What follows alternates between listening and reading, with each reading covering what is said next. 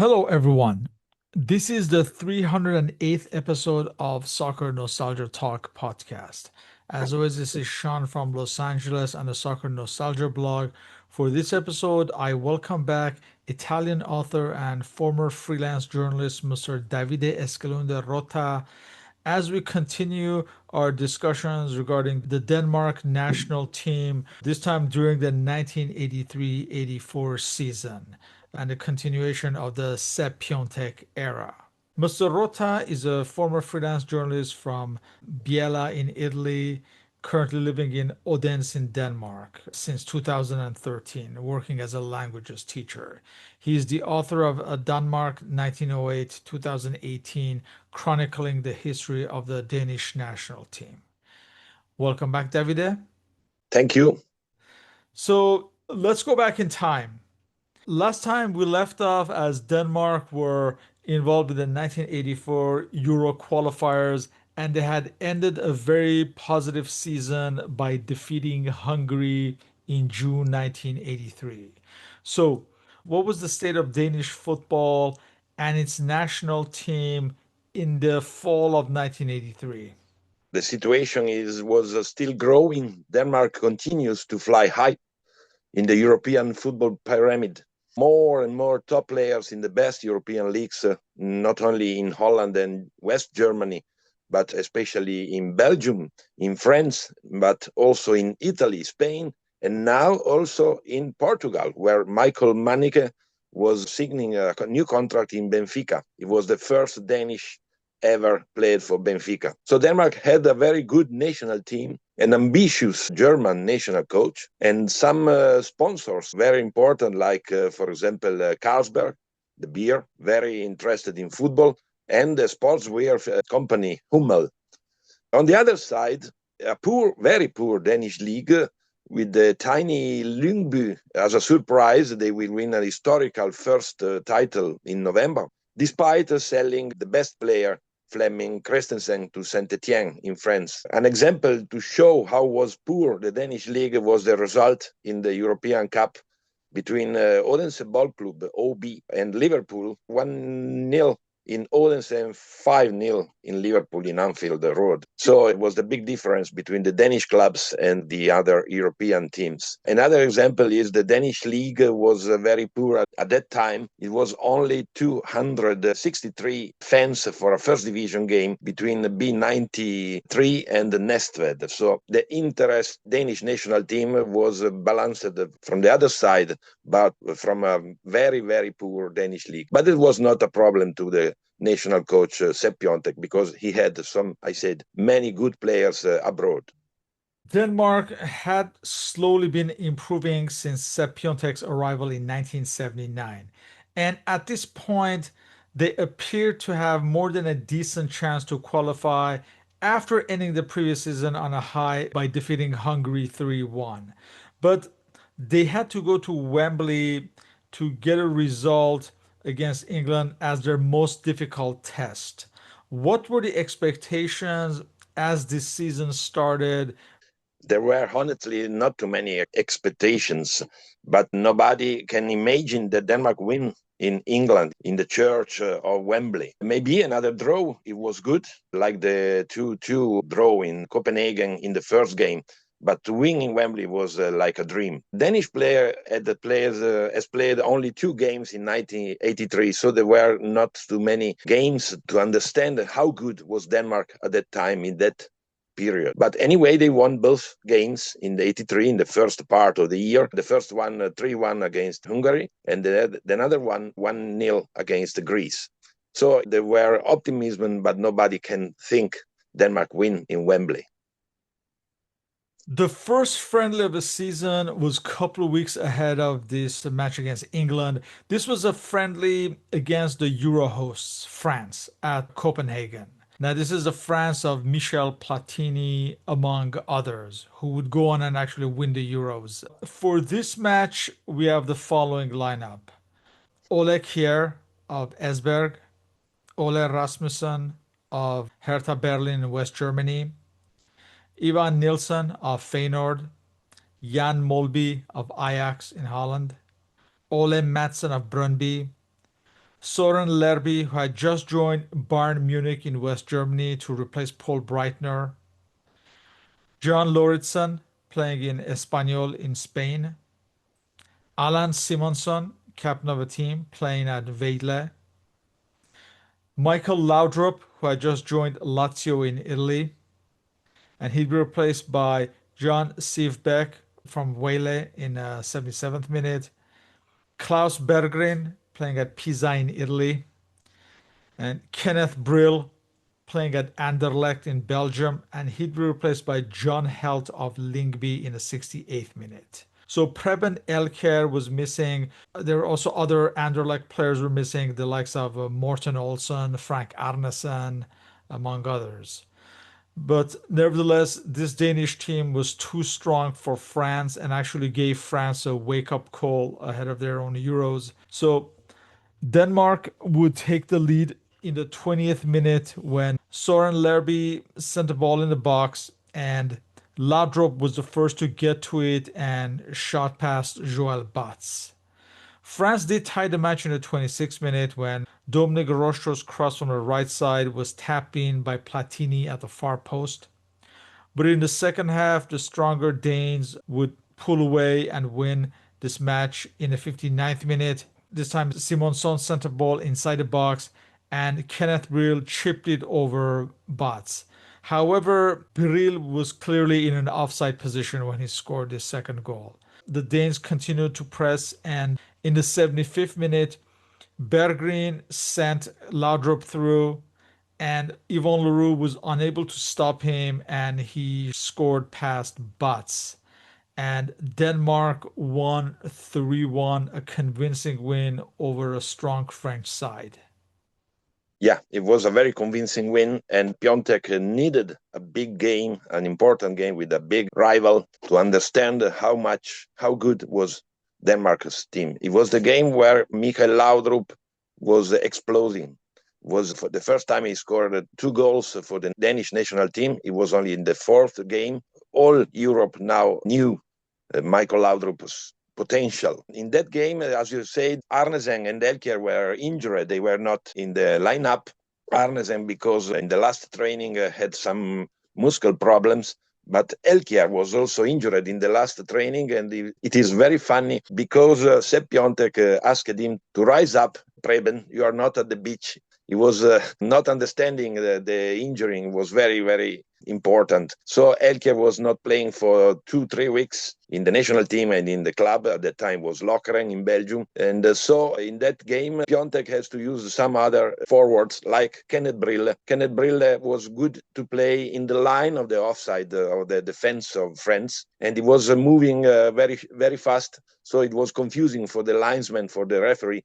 And you're right, his goal, he was in offside position, but it was too fast to understand for the referee and for the defender, the French defenders, Battiston and Bossis. France had a very good team. He was hosting the European Championship in the summer. In that time, not only Platini was the star of the team, but there were other very good players like Rocheteau and Alain Giresse in the midfield. So, the important match is on September 21st at Wembley. So, for this match, we have the following lineup: Ole Kjær, Ole Rasmussen, Ivan Nielsen, Morten Olsen of Anderlecht of Belgium. He'll be replaced by Jan Molby in the 86th minute. Soren Busk of Ghent in Belgium. Jens Jorn Bertelsen of Sraing in Belgium. Soren Lerby, Jesper Olsen, Alan Simonson, captain of the team. Michael Laudrup. He'd replaced by Preben Elkjær of Lokeren in Belgium in the 46th minute, and Klaus Berggren. Well, this match is the match that made everyone notice if they hadn't by now. And Denmark would come away with an important win in the 36th minute. A Phil Neal handled in the box, and Alan Simonson scored from a penalty kick. And Denmark won away from home at Wembley. And clearly, at this point, it looked likely that they will qualify from this group and qualify to the Euros. Yes, it was an historical match. Denmark was winning in Wembley, in the stadium where England has not lost, has not had a defeat in the last 11 years. Denmark played very, very good in defense, in the midfield, and they scored probably with a lucky situation because there was no meaning in Phil Neal to took the ball with the hands.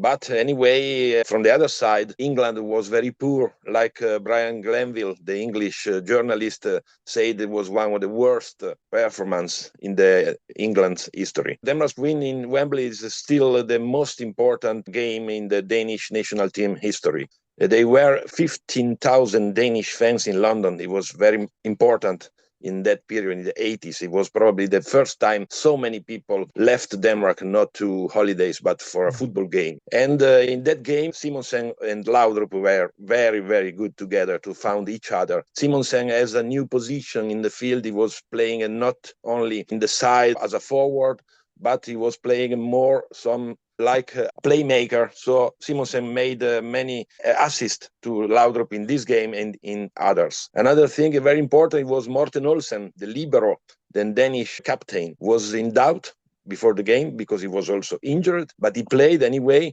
but he was not finished the game because it was too hard for him. And that's why Jan Mølby, he was in the game in the last minutes because Morten Olsen was very, very tired. And it was, as I said, historical game. Every Danish people, every Danish fan can remember now that game in Wembley as one of the best performance ever of the Piontek's team.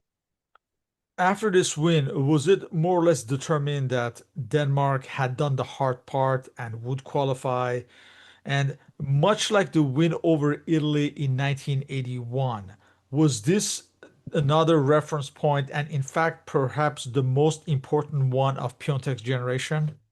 Absolutely. It was an unexpected win, and that gave place to three dreams. Denmark need only one win more. It was almost sure to be between the best eight European national teams in 84. But as I said, they have to win one game in Budapest in Hungary or one game in Athens in Greece. Both games were away. Wembley, as I said, has clapped the Danish national team. In the last minute, you can hear in the video the English fans, they are singing Denmark, Denmark. And in the other side, Danish fans are singing like a melody of Yellow Submarine. We are defeating England. England is a very poor team. So it was a very, very important day, a very important night. It was also funny to see the pictures of the English photographer, Bob Thomas, with Danish players like Simonsen, Jesper Olsen, and others with a Viking helm in the head. There was much hype about the young Michael Laudrup. At loan at Italian Serie A club Lazio, well, from Juventus. Juventus had signed him, as well as Soren Lerby, who had signed for Bayern Munich to replace Paul Breitner. Were these seen as beneficial and reflection of the ascent of the Danish players? Yes, of course it was. They were two important transfers. The first one, Michael Laudrup, was very, very close to sign to Ajax, and then he made a test game for Liverpool. But Juventus were very, very interested to him because in Denmark there were an Italian coach, Mario Astorre. He was very good friend with Giampiero Boniperti, Juventus president, and he promised to talk with the club, Brøndby, with the Laudrup agent to convince him to play in Italy because he had very technical skills.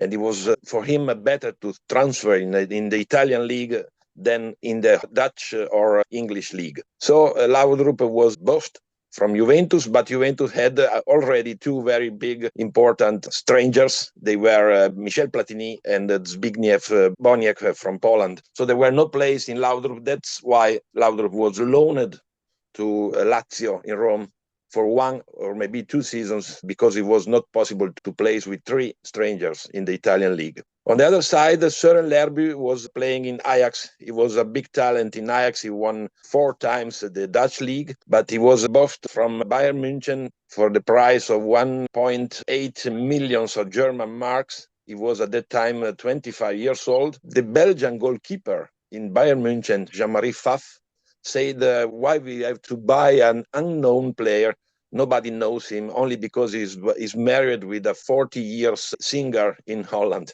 It was, of course, funny to hear, to read Jean-Marie Pfaff's opinion, but that's not true. Lerby was a very important player in the European leagues, and he was ready to move from Holland to Germany, and he showed later he was good enough to play in the place of Paul Breitner. The next match was a comfortable match against Luxembourg that Denmark were expected to win. This is on October 12th at Copenhagen. For this match, we have the following lineup: Kjær, Ivan Nilsson, Morten Olsen, captain of the team, Busk, Simonsson, Bertelsen, Lauritsen, Jesper Olsen, Michael Laudrup, Klaus Berggren. He'd be replaced by international debutant Per Freeman playing at Anderlecht in Belgium in the 83rd minute. Elker, and he'd be replaced by Flemming Christensen of Lyngby in the 86th minute. I have not been able to find footage of the first goal in the 17th minute by Michael Laudrup, who would have a hat trick in this match. But the second goal is in the 24th minute. A free kick was blocked by the wall. This led to a scramble, and finally Michael Laudrup struck. The third goal was in the 37th minute. A corner kick from the left side was knocked in by Elker. In the 42nd minute, a cross from the left was struck in by Alan Simonsson. And we come to the second half, and in the 58th minute, a cross from the right was headed in by Elker. And finally, in the 69th minute, Michael Laudrup scores his hat trick when, from the middle, Jesper Olsen, he sent Laudrup through on the right, who shot from a narrow angle. And Denmark won 6-0. Very easy game. Not too much to say about this game. Only one thing: the Danish press was critical because they were thinking Simonsen, Laudrup, and Elkier, they can't play together, three offensive forwards. But they scored 6 goals, and it was very interesting also to understand how 44,000 people was in Copenhagen in Parken to watch a game against Luxembourg, not the best team in Europe. So for Denmark, it was only like a friendly game, and they were 4-0 in the break. So very, very easy game. A couple of weeks later, on October 26th, they traveled to Budapest to face Hungary. I imagine at this point the Danes are very confident and they probably would have expected to come back with a result. But they would lose this match. Let's go through the lineups first.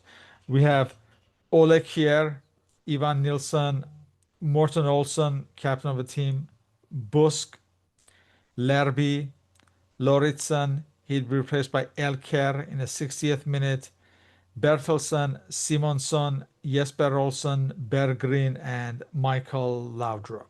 Berggren actually scored a goal in the 13th minute, which was disallowed for offside.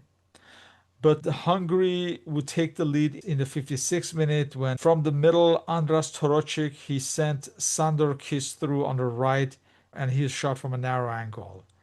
And Hungary won 1-0. So it was a minor blip on Denmark's quest to qualify to the Euros. But nevertheless, they still looked odds-on favorite to qualify, even with this loss.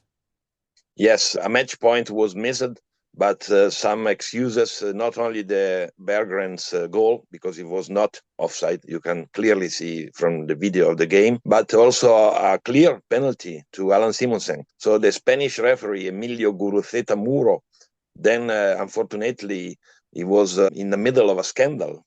He was very bad in that game. But Denmark had many chances from, for example, Mikael Laudrup and Alan Simonsen. And the Hungarians' goal was a very big mistake of Ole Kjær, the goalkeeper. He was very good in Wembley, but he was very poor in that game because he didn't stop it, that shoot from Kiss in his post. So it was a very big mistake. Anyway, Denmark has still the game against Greece to win and to qualify for the European Championship in France. Yeah, so after this minor hiccup, there's the final match in the group. on November 16th at Athens. So, for this match, we have the following lineup: Ole Kjær, Ole Rasmussen. He'd replaced by John Lauritsen in the 49th minute. Ivan Nilsson, Morten Olsen, captain of the team. Busk, Lerby, Bertelsen, Simonsen. He'd be replaced by Frank Arnesen of Anderlecht in Belgium in the 89th minute. Now, bear in mind, Arnesen had missed the entire 1982-83 season with the national team due to injury. This was his first match back with the national team since May 27th, 1982, in that friendly against Belgium. They have Jesper Olsen, Klaus Berggren, and Preben Elkjær. So Denmark would score in the 16th minute. From the middle of the field, Simonsson sent Elkjær through on the right. He advanced and from a narrow angle scored Denmark's opener. Early in the second half, in the 47th minute, from the middle, Berggren sent Allan Simonsson through to score, and Denmark would win 2-0, and they would qualify to the Euros after so many years in the doldrums. Was this qualification a culmination of years of progress?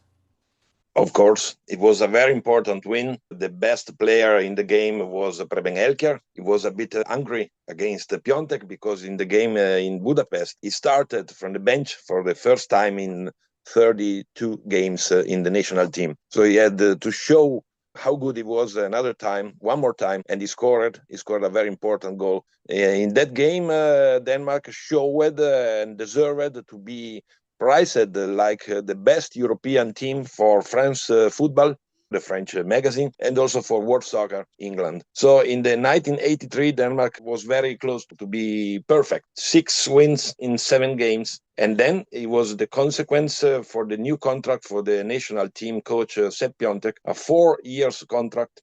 And of course, last but not least, 10,000 Danish crowns from the sponsor Carlsberg because they were selling a lot of beers and they were preparing the transfer, the big holidays next summer in France, where 20,000 Danish people traveled to France in any way, fly, cars, and other ways. So it was one of the best moments ever in the Danish national football history. Sepp Piontek, he was also named the Manager of the Year of 1983 for World Soccer Magazine. Also for the Danish press was the coach of the year. He had many prizes. In this season and the previous one, there was much talk about the renaissance of the veteran Allan Simonsson. He would finish third in the 1983 Ballon d'Or behind Michel Platini and Kenny Dalglish. So, what was his status at this point? He was like an experienced player, finishing his career in the home country. He was playing in Biella now, like in the start of his career, after 11 years around Europe, Borussia, Mönchengladbach, Barcelona, and Charlton. So no more in a big league, but someone was believing it was like a buen retiro, so like an ending, happy end of career. But anyway, Simonsen played 6 seasons with Weil, and it was one of the tactical secrets of Sepp Piontek in that team because he was changing his position, no more in the side, but lit back, a bit back, and he was like an extra playmaker. It was very important with the long shoot to Elkjær, to Laudrup, and to the other players. So Simonsen was in a very good moment in his career. And was the success of Denmark all that satisfying as it was achieved with a good, positive brand of football? Yes, of course, because not only Simonsen was in the Ballon d'Or placement, there were Jesper Olsen, Morten Olsen, Mikael Laudrup, and Søren Lerby named in that special prize. And Jesper Olsen had a new contract for Manchester United. The contract was signed the 24 November in 83, but he had to be operated in the ankle, and then he was ready to play for Man United only from the 1st July in 84. It was a transfer with some critical situations because the Ajax president was not happy to lose a very good player in that way because he was ending his contract with Ajax, and Jesper Olsen didn't accept the Ajax offer and preferred to play for an English team like Manchester United, full of history. What were Denmark's expectations ahead of the 1984 Euros, as they would be in a group with hosts France, Belgium, and Yugoslavia? It was not a very impossible draw because only France was out of range, but there were two places for the semifinals. But also because big teams like Italy, England, Holland, and Soviet Union, but also Poland, number 3 in the last World Cup, and Czechoslovakia were not in the European Championship. So from that group, Denmark was very confident to reach the second place, as we say it will be. Denmark were not playing against Germany and Spain in the first round, so it was very good for Sepp Piontek. He didn't want Germany and Spain in the first games. In a pre-Bosman world, most of Denmark's players already had to play for foreign clubs out of necessity. And this was part of the narrative about them at the time. How did the foreign press view this novelty? The foreign press viewed this novelty like a sort of new wave, but not completely, because the escape from Denmark, Danish league was already started, begins in the 70s. So it was not the first, not something completely new to see Danish players abroad. Not too many in Spain now, only one, Lauritsen, but 3 in West Germany and only 2 in Italy, Laudrup and Berggren. But after the summer 84, also Preben Elkjær moved in Italy, in Verona. The most were playing in Belgium, 6 players of the 20 in the roster of the next European Championship, and in Holland. So it was not difficult to Sepp Piontek to watch close the players in their leagues because he was traveling with his BMW car in Germany, Holland, and Belgium, and it was not so far away from Denmark. Danish players at that time were known as to be useful, serious, fast, and clever also. So in one word, very professionals, not like 10 years before where they were also known to drink a lot of beer. Yes, and there was a large Anderlecht contingent, and these players won the 1983 UEFA Cup and would reach the final of the UEFA Cup that season as well in 1984. Was that a further reflection of Denmark's growing reputation? Yes, but unfortunately, Anderlecht lose the UEFA Cup final, and Morten Olsen was one who missed the penalty kick in the lottery at the end of the game. But anyway, with 4 players, Anderlecht was one of the most Danish teams ever abroad. And Ajax too was with a lot of Danish players. The problem was, fortunately, another. It was Denmark has not enough good goalkeepers in that time. Only one was playing out from Denmark in a big league. It was Birger Jensen in Bruges. But as we know from other podcasts, Birger Jensen was not very good friend with Sepp Piontek, and he was no more in the Danish national team. So Piontek has to search a very good goalkeeper in the Danish league. So the first preparatory friendly that Denmark play is against the Dutch at Amsterdam at the Mere. Now, some of the foreign-based contingents would be missing from this match. So, for this match, we have the following lineup: Ole Kjær, Siv Beck, Molby, Ivan Nilsson, Ole Mattsson of Brøndby, Bertelsen, Lauritsen. He'd replaced by Alan Hansen, playing at Hamburg in West Germany in a 46 minute. Simonsson, he'd replaced by Freeman in a 46 minute. Michael Laudrup, Brill, he replaced by Michael Manike, playing at Benfica in Portugal in a 46 minute, and Preben Elkjær. Now, this match would be a disaster for Denmark as the Dutch won 6-0. This is a Dutch team that includes some up and coming young players like Ruud Gullit, among others. Also, Wim Kieft, who scored the first goal in the 23rd minute. Then you have Rene van der Gijp, scored the second in the 29th minute. In the 55th minute, you have Peter Houtman scoring the third. In the 60th minute, Andre Hoekstra scored a fourth goal. And in the 73rd minute, Houtman scored his second goal. And in the 88th minute, John Sivbeck, he fouled Hoekstra in the box, and Rene van der Gijp scored from a penalty kick.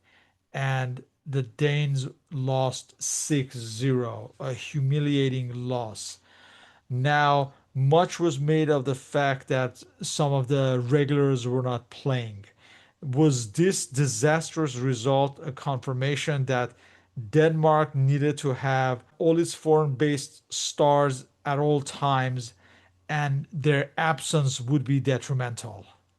Yes, there was a big gap between the Danish players playing Danish league and the other they played abroad.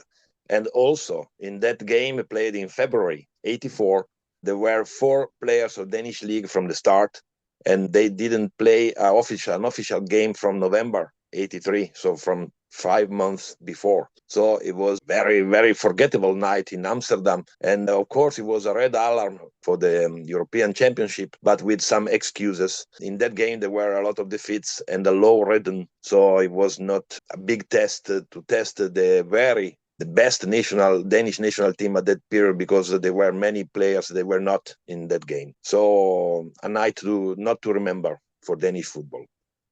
Yes, we should mention that Lerby and Busk had to opt out because their clubs had cup matches that day. Morten Olsen was sick, and Jesper Olsen, Berggren, and Arnesen were all injured. Sepp Piontek blamed the heavy defeat on missing as much as 5 starters. This was Denmark's worst defeat since losing to Romania 6-1 in a Euro qualifier in Bucharest on March 11th, 1975. And as far as Ole Kjær, the goalkeeper, this would be his 26th and final cap for Denmark. His first match had been 1977. His poor performance ended his national team career. And after this, Troels Rasmussen and Ole Kvist disputed the number one position. And of course, in the end, Ole Kvist would be the starter. Yes, it was a very poor game for Ole Kjær and the last game in the national team. You're right. The next match is a friendly against the team that will become their bête noire for the years and decades to come, Spain. Of course, at the time, no one knew that.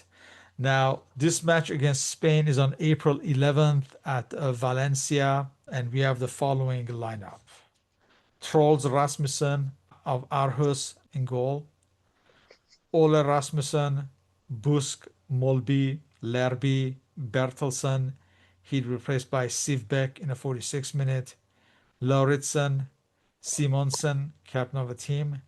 He'd replaced by Ole Madsen of Brøndby in the 81st minute. This would be Ole Madsen's 18th and final match for Denmark. His first match had been in 1980. Laudrup, he'd be replaced by John Eriksson of Roda JC Kerkrade in the Netherlands in the 46th minute. Elker, Manike, and he'd be replaced by Mogens Hansen of Navstad in the 76th minute. Now, this match, Denmark would take the lead in the 47th minute when a cross from the right side was volleyed in by Eriksson. But in the 54th minute, Spain would tie the match when from the left, Santillana received a pass at the edge of the box and he dribbled around Rasmussen and scored. And in the 61st minute, Spain would score the winner when Juan Senior scored from a free kick from the left side. And Spain won 2-1. Yeah, game was played in Valencia, a stadium Frank Arnesen knows was usual to play before he moved to Anderlecht in Belgium. In that game, Piontek made too many experiments. Not only the new goalkeeper, the unexperienced Troels Rasmussen from EGF in Aarhus, but also because he started the game with a 3-6-1 system with Michael Manneke only alone the forward. And after the break, he changed it to 3-4-3, maybe too much offensive system. And it was very good to see new players like John Eriksson. He was playing in Holland, in Roda, Kerkrade, to play a very good game and scored a fantastic, superb goal with acrobatical shoot in the Spanish goals. But it was only a little step forward after the disaster in Amsterdam, only 2-1, but Danish team needed still to have the best team play, the best lineup together with the best players ready and not injured and not concentrated only to the clubs playing. So was needed a couple of more friendly games to show the real face of the Danish national team. On May 16th, Denmark again travels again, this time to Prague in Czechoslovakia. So for this match, we have the following lineup. This time, Ole Kvist of KB starts in goal. And we have Ole Rasmussen. He'd replaced by Siv Beck in the 65th minute. Busk Morten Olsen. He'd replaced by Molby in the 46th minute. Ivan Nilsson. Simonsson. He'd be replaced by Arnesen in the 46th minute. Bertelsen Lerby. He'd be replaced by Brill in the 46th minute. Berggren, Laudrup, and Elker. As you can see, first half to second half, we have a lot of changes. Czechoslovakia would win this match in the 52nd minute. From the middle, a pass was sent to the left flank to Ivo Naflacek. He went on a solo run, cut in, and shot past Kvist. And Denmark lost for the third straight match. Was there a worry as they were losing all these matches? Yes, but probably Denmark had too many games arranged in 84. And that was the only time, the first time in 84 with the first choice players. Morten Olsen was back in his libero position, and it was important to have back Ole Kvist like a goalkeeper because he was back in goal after the problem with Sepp Piontek when his club in Denmark, KB, the Copenhagen Ball Club, was relegated in the second league. So Piontek has said at that time there was not possible to choose in the Danish national team anymore a player play in the second level. But now Kobe was back in the Danish league, so Kvist was ready again. Kvist was not a professional player, but he was still amateur. His real job was policeman, and is still a policeman now after many years. There were no videotape, no video of this game. We don't know how Denmark played. But the chronicle of the newspapers say that Denmark played very good in the first halftime. So in the first halftime, with the best lineup, Denmark was again a top European team. But in the second half, of course, Piontek has to change many players because they were not finished with the season with their clubs in Europe. So that's why Czechoslovakia scored a goal in the second half. But anyway, we had two more friendly games before the European Championship in France. It was Piontek's main worry about finding a solid, reliable goalkeeper was the fact that goalkeepers were seldom signed by foreign clubs. And was this a problem for a nation like Denmark? It was a big problem. Many newspapers and books write in this problem. As I said, it was the biggest in that period, and it was showed by the choice of Piontek to use three different goalkeepers in the last three games. But the best Danish goalkeeper has to come. He was at that time too young. It was Peter Schmeichel, later in Manchester United, but in that time he was only 20 years old and not playing abroad. So Sepp Piontek was thinking about him, but only after the European Championship. So the three goalkeepers in the roster in France were Kvist, Troels Rasmussen, and Kjær. But we didn't know still in which order, in which preference Piontek has to choose them. Before the Euros, there's a couple more friendlies played within a couple of days of each other. So on June 6th, the Danes, they traveled to Gothenburg to face Sweden. Before this match, obviously, the final squad had been selected. And for these matches, the players are wearing the shirt numbers that they'll be wearing during the Euros. So for this match on against Sweden on June 6th, we have the following lineup. Trolls Rasmussen, he'd be replaced by Oleg Kvist in the 46th minute.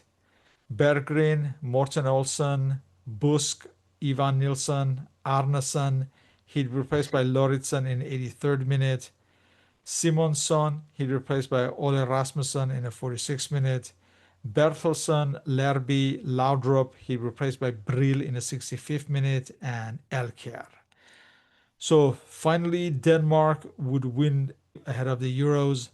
So in the 45th minute, Elkjær received a pass on the left and he advanced and shot from the edge of the box on the left. And his shot took a deflection on the way in. But the most important thing is that Denmark actually renewed with victory just in time ahead of the Euros. Yeah, probably it was not a clean Preben Elkjær's goal because Robert Prytz in Sweden, Swedish national team, touched the ball. But it was important win because always Denmark and Sweden, they are rivals.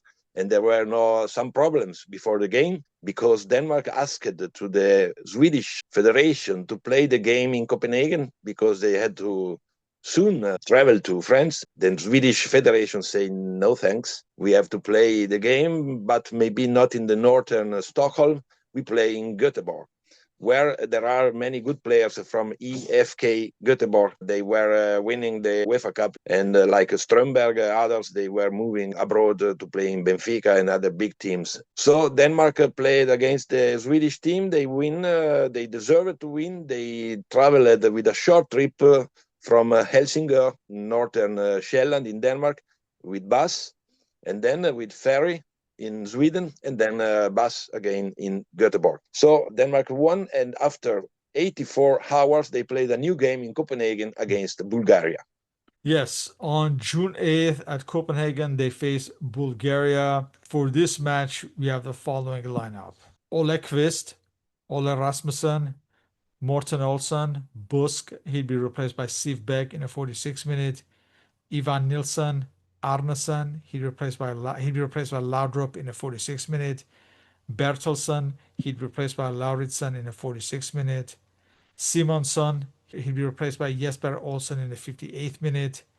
Lerby, he'd be replaced by Brill in the 85th minute.